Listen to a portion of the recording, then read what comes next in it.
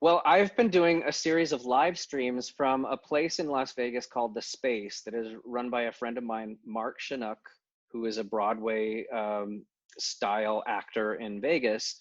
And he invited me to do live shows there with live audiences several years ago. So I probably did about half a dozen um, performances there for live audiences. And when the pandemic hit, he had the idea to go and do the same concerts but live streamed.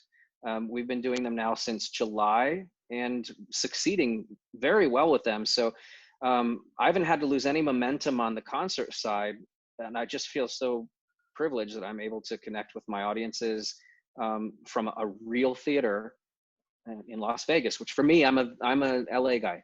So for me, it's just a short road trip. I can go in my own car, totally isolated from everybody, do a show and be safe in this really crazy, perilous time. Now, do you have a full orchestra? How's it structured? No, so we don't have a full orchestra. The reason is because of this pandemic. So usually when I play this particular place in Vegas, we have a local band. When I say we, I'm referring to my music director, Tommy Farragher, who also lives in Los Angeles. So we travel there together. We usually have a full band, but because of COVID, it's just me and Tommy. Now, some of you have seen our shows at 54 Below in New York, and it's always just me and Tommy there. So it works both ways. You know, when it's just me and Tommy and it was the two-man band, we do pretty well. It's more about the voice and the interaction between me and the pianist. But it's been so successful at our live shows at 54 Below that you know, we're not going to lose anything this time except playing with our friends that we love in Vegas for the time being. I've got a really great fan base in, yes, Japan, Australia, Malaysia, the UK, Mexico. That wasn't always the case. It became the case after the movie came out because the movie, of course, was international. So I've got a wonderful base of fans now. And my regular concerts before COVID happened, people would come, a handful of people from all over the world would come to my little concerts in little spaces across the world, including this space in Las Vegas where I'm about to do this live stream on February 12th. People would come from Australia, they'd come from New Zealand, like all over the world, the Middle East. It was amazing. And they'd come to this little place in Las Vegas, you know, across the world. I think with these live streams, what's interesting is that those who would want to come, but who don't make the effort and expense to come halfway across the world, now they can tune in. And the people in Australia who don't travel, you know, across the world, those maybe, if I'm lucky, several dozen more Australians now can just tune in and see what the excitement's about, or those who would be motivated or wish to come from Japan do not have to travel across the world from Japan. They can just, you know, turn on their computer and watch the performance unfold in real time, which I think I've calculated. We do it at 6 p.m. Vegas, which is 9 p.m. Eastern, and I think 10 a.m. the next day, Tokyo. So people are really able to see it in real time. They're able to watch it unfold live. It's really, under the circumstances, which are not ideal, as we know, this actually is a really exciting aspect of these live streams, is that you can bring in the whole world at once. Clint Eastwood has a very interesting technique that he learned from working on Westerns as a younger actor. He noticed when he was an actor in Westerns and TV shows and things like Bonanza, or was it Bonanza, I think, right? Was his big show. Am I remembering right? Gunsmoke, or I forget. But I forget. It was about before my time. But by the time I was aware of Clint Eastwood, was from movies, not TV. But he noticed when he was working on Westerns that when the directors would yell action, the horses would get nervous.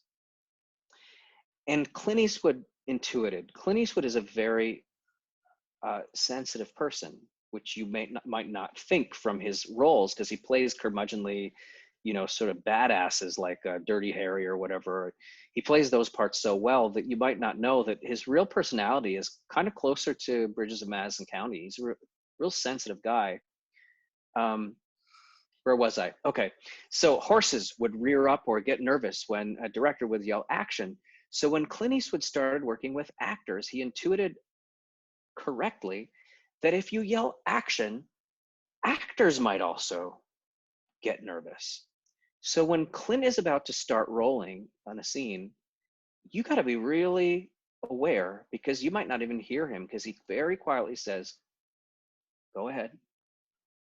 And so there's no tension before you start at all. Sometimes you haven't even realized you've started.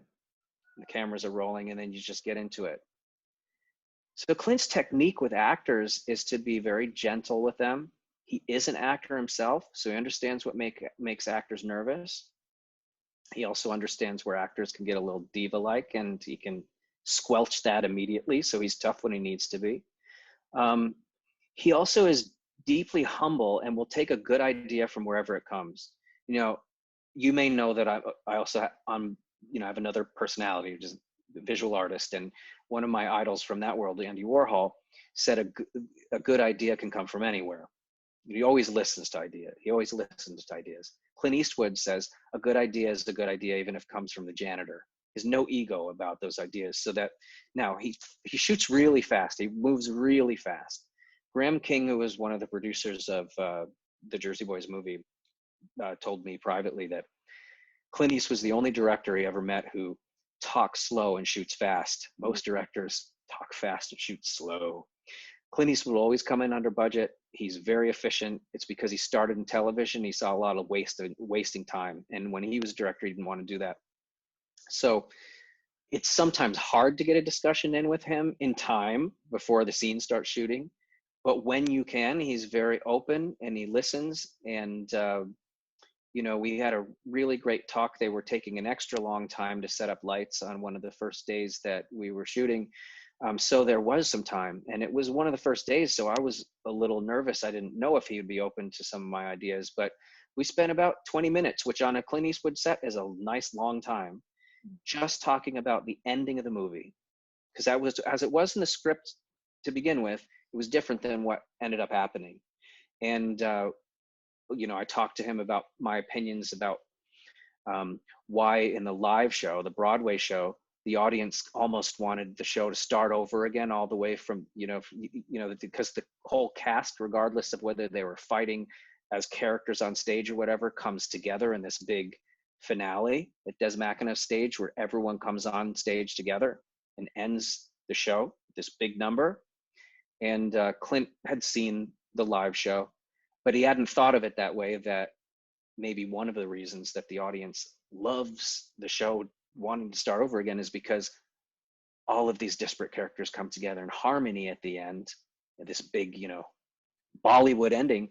So Clint Eastwood put a Bollywood ending at the, the end of it. It will be the only Clint Eastwood movie in his entire oeuvre of movies that has a Bollywood ending. And I thought it was kind of exuberant and an interesting way to end the movie.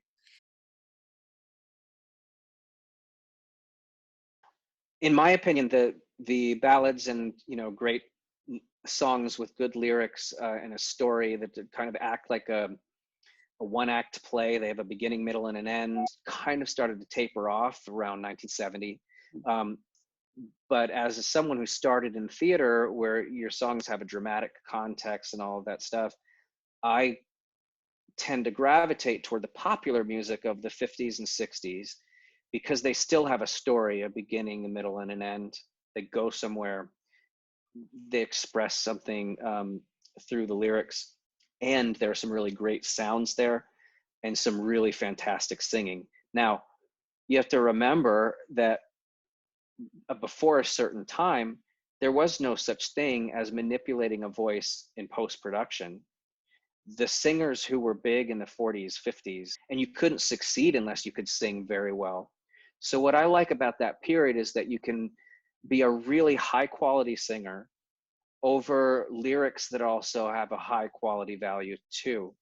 And one of the reasons I think that younger people who listen to those songs, first of all, if they're Broadway fans, they're used to being open to hearing new songs, right? Because you go to a Broadway show that is brand new, part of the excitement is hearing the new songs. So I think that a younger crowd who loves Broadway is also a great crowd to introduce a classic song that might not be of their generation, but that has lyrical integrity. And especially if you're someone who started in theater, like Barbra Streisand always says, that she approached her pop songs as a one-act play. Well, it's because she started as an actor first. When you start as an actor first, you cannot get rid of that part of you when you sing a song. And so I think that if you, let's say I'm singing a great song like Little Anthony's Hurt So Bad, right? Which is about a guy who broke up with a girl and he sees the girl in a public place again, and it's tough to see her there because he's still in love with her. What kid would not be able to relate to that feeling, right? A 20-year-old, whatever. If you're the type of singer who lays the song out in such a way that they are going on this journey with you and relating to this story, because they're captivated by the performer, by the actor, by the performance, by the story, and the music is great, which it is for Little Anthony songs or those things, you're going to create a new fan of a song. And so I think that that's one of the reasons why, even if I'm singing songs of another era, that I'm still able to capture the imagination of younger listeners. And I have a lot of, especially after the movie came out, because when I remember when I was a teenager, I'd watch every movie that came out on HBO or whatever, and totally undiscerning. I didn't know what movie was good, what movie was bad, whatever. I just consumed it, and I liked it or I didn't like it. Like, for example, La Bamba. I loved that movie about Richie Valens. I didn't know it wasn't a quote unquote successful movie. Like, I learned that years and years later. I didn't know that it wasn't a box office success. I just loved it. And so I've been discovered, especially during the pandemic, where there has been an abundance of time. I've noticed a lot of younger fans have shown up on my Instagram or whatever, and who have become now, maybe because of that movie or because of my album that's already out, that's older songs, they become fans of a period of music that they didn't know. And I think a good singer can send over a good song almost always.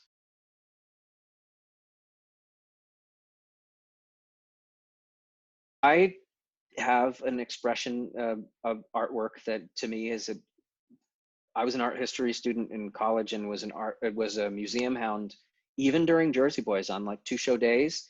We were on 52nd Street, whereas MoMA on 54th.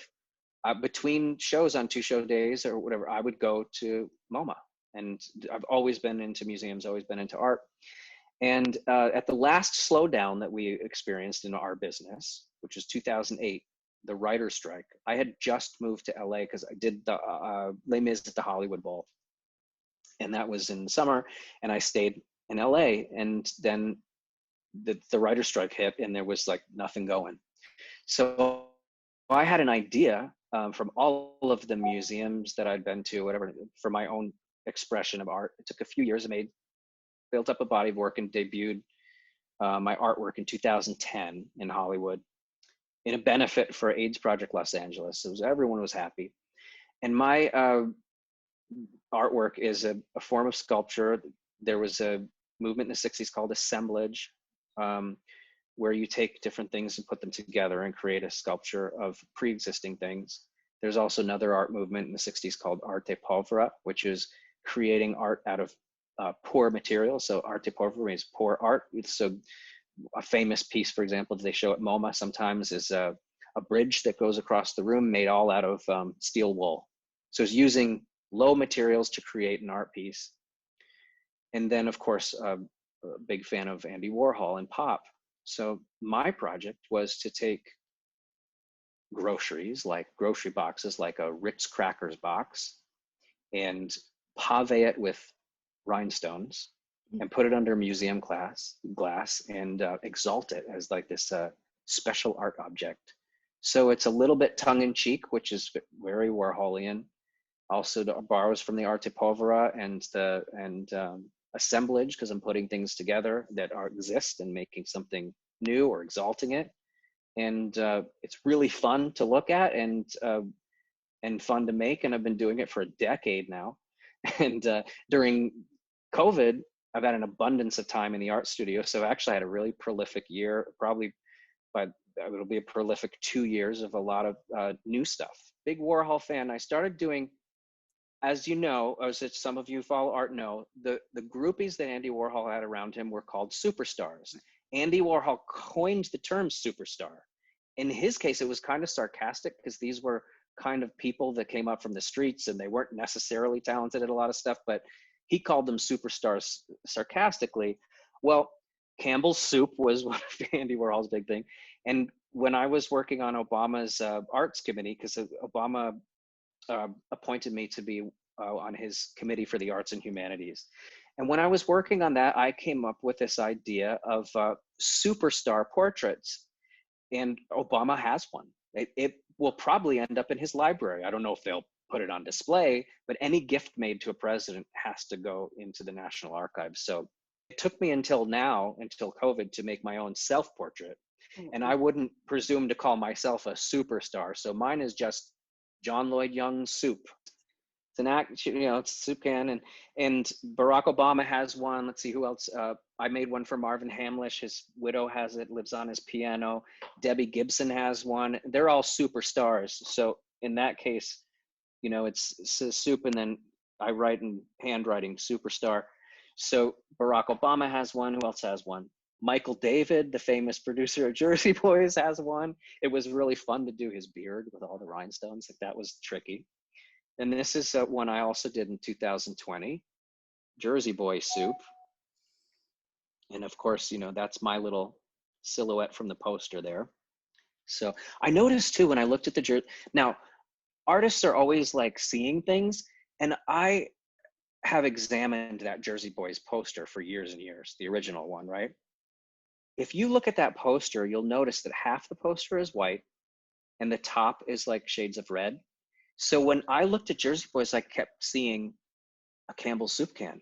It's the same proportion, everything. In fact, my placement on this is the same placement as the Jersey Boys poster, with the white is where we're standing on it, you know? So I saw Jersey Boys soup can immediately, and years ago, and finally made one.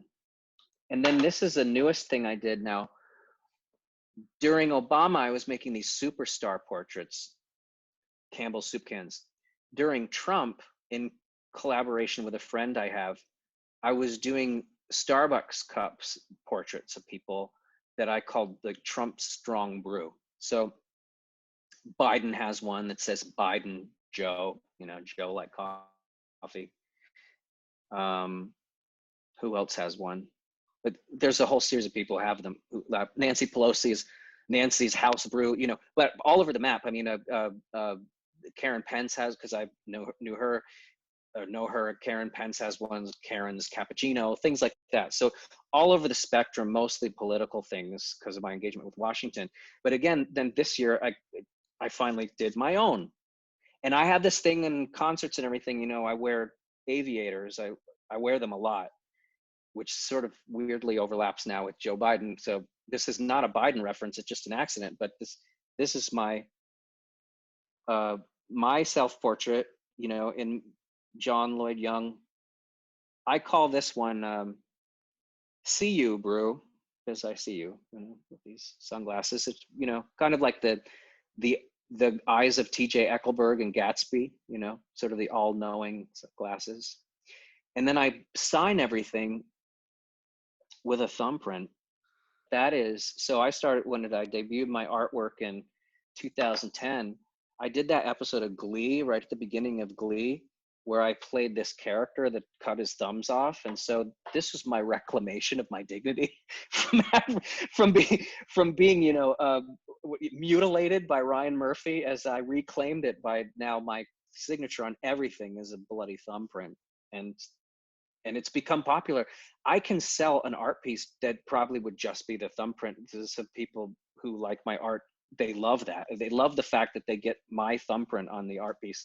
Maybe if I didn't do that, I wouldn't sell anything. But anyway, so that's been something I've been doing a lot during COVID, because don't we all have an abundance of time right now? So that's a perfect thing for a visual artist, is a lot of studio time. This is a little bit bigger than your standard Campbell's soup can. And the reason it's a little bigger is because I can more easily pave. There's only a certain amount of smallness you can get in a rhinestone. So if I make it a little bigger, I can really pave it. And otherwise, I'd have to skip certain areas, and that would not look as good. Gallery shows over the years, but you know, the last several years, well, since the Jersey Boys movie came out, I had one more big gallery show in 2015 in Hollywood at the gallery that had my art in West Hollywood. But then I got really busy doing the concerts, like the ones 54 Below that you saw, and traveling all over, doing concerts all over really severely limits studio time. So I took a break for a while, and by the time COVID happened and I was ready to open up again, sadly my gallerist had passed away, and it's not clear whether it was COVID or not, but it was this year, 2020. So when I started creating things again, I was, well, okay, I can't even have a gallery show because people can't go to galleries.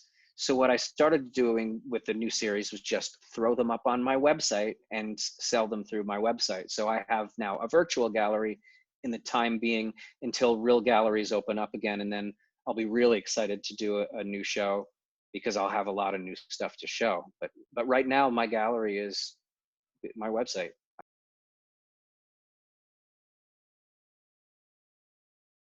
My next live stream, this will be the fourth one we've done in this COVID downturn. So we're getting kind of expert at this. My next live stream from Las Vegas is called John Lloyd Young's Vegas Valentine. It's going to be live from the space in Las Vegas, 6 p.m. Pacific time, February 12th. It's a Friday, so that'll be 9 p.m. Eastern. It'll be then on demand for a week. But if you want to watch it in real time, 6 p.m. Pacific time, February 12th. And we have an after party, because I have really popular meet and greets at a lot of my things, which we can't do during COVID. So the compromise I've made is that we have an after party. And this after party is going to be pretty special because I'm going to sit at a table with a bottle of wine, and I'm going to take phone calls, and we're going to have a date. This will be like speed dating afterward. And we're going to have a date for like an hour or so afterward. And so if you're going to be alone on Valentine's Day, which I'm going to be, we can have a date. It's going to be great. But first, before that, I'm going to serenade you with all these wonderful songs, okay? And if I get through the bottle of wine by the end, it might be really entertaining. So I hope to see you at the after party too.